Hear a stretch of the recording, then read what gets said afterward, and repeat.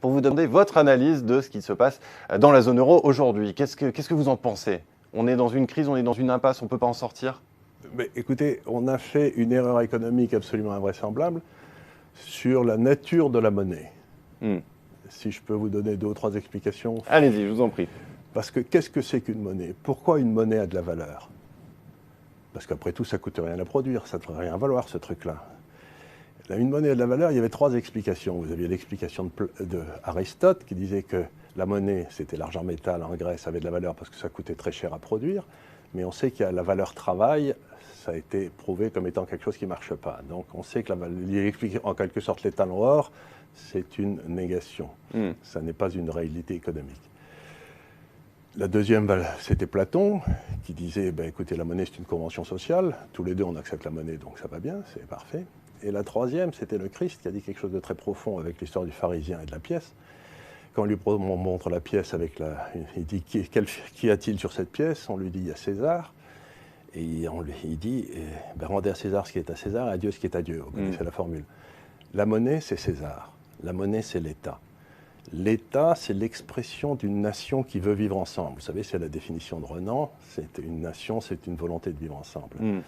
Pour qu'une nation vive, il faut qu'il y ait quelqu'un qui vous délégue le monopole de la violence légitime. C'est l'État. Cet État, il a besoin de fonctionner, et donc il lève des impôts. Donc, ce que j'essaye de dire, si vous voulez, c'est que la nation et la monnaie, c'est l'envers et l'endroit de la même chose. Et alors, vous êtes en train de dire que ça ne peut pas tenir? Puisque l'Europe n'est pas une nation, c'est une civilisation. Si vous voulez, il y a une monnaie française. Prenons un exemple. Les Français, d'après ce que je peux savoir, ont à peu près 70 fonctionnaires de plus pour 10 000 habitants que les Allemands. Très bien, ça m'est complètement égal. Si c'est le prix que la France doit payer pour avoir sa volonté de vivre ensemble, ça me paraît même une bonne chose. Si vous voulez, je n'ai rien contre l'avoir. Mais qui paye ces fonctionnaires?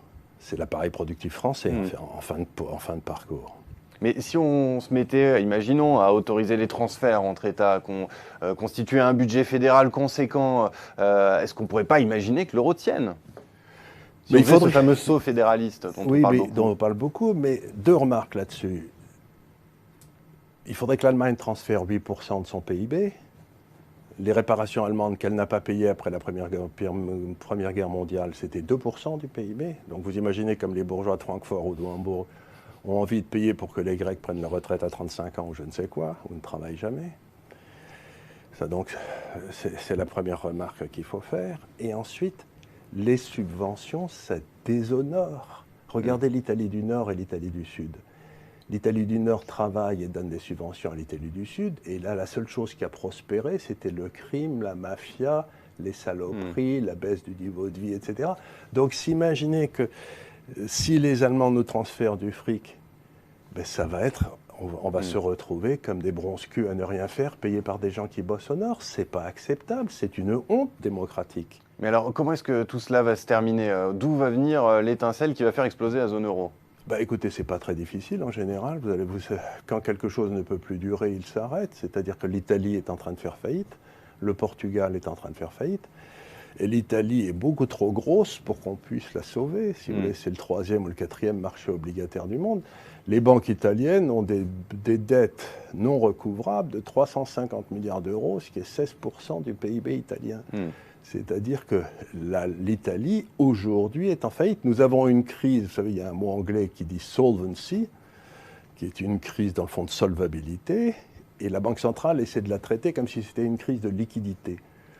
Vous ne traitez pas de la même façon. Quand vous avez une crise de solvabilité, dans le monde des affaires, quand une affaire n'est plus solvable, on la met en faillite, ses dettes tombent à 30% ou 20%. On n'est pas dans le cas d'une entreprise, là, on est dans le cas de pays. Il peut y avoir une décision politique à un moment qui sauve l'Italie, on ne sait jamais. Mais l'Italie, comment voulez-vous la sauver? Elle est complètement... Aujourd'hui, l'industrie italienne n'existe quasiment plus. Base 100 en 2000, quand l'euro est arrivé. Si vous mettez l'Italie, l'Allemagne, par exemple, sur base 100 en l'an 2000, production industrielle, le nombre de voitures, l'Allemagne est à 135, l'Italie est à 75. Alors, l'Italie a perdu 25% de sa production industrielle en 15 ans. Elle est foutue, elle n'a plus rien à vendre. Alors, elle est foutue, mais elle est encore à ce jour dans la zone euro. Alors, quand est-ce qu'elle va sortir ? Dès qu'ils auront des élections. Dès qu'ils auront des élections, ils peuvent avoir des élections soit cet été, soit au plus tard en mars 2018. Ou bien alors ce qui peut se passer, c'est c'est tout proche. C'est tout proche, c'est dans les 12 mois qui viennent. Ou bien ce qui peut se passer en mars 2015, ce qui peut se passer, c'est que la Hollande décide de suivre l'Angleterre et de quitter l'Europe. Oui, mars 2017. Mars 2017 maintenant. Oui. Donc si vous voulez, aujourd'hui, j'avais écrit en 2001, l'euro va amener à trop de maisons en Espagne, trop de fonctionnaires en France et trop d'usines en Allemagne. Bon, on y est. On y est. Ça ne marche pas. La question qu'on va se poser maintenant, c'est qu'est-ce qu'on fait puisque les systèmes sont en train de diverger. Ce qu'il y a de bien avec le système de prix libre, c'est que les systèmes convergent naturellement, si vous voulez. Là, c'est un système qui diverge. Et un système qui diverge devient explosif. Il ne peut pas. Or, la divergence ne cesse d'augmenter. Et à un moment ou à un autre, un système qui diverge explose. Et donc, l'explosion est inévitable. On va retourner aux monnaies nationales. Donc, inévitable et surtout imminente. Et quand on sait les dernières prophéties que vous avez réalisées, encore prophétie, le mot est peut-être un peu fort, vos derniers pronostics, on a de quoi s'interroger. Merci beaucoup, Charles Gave.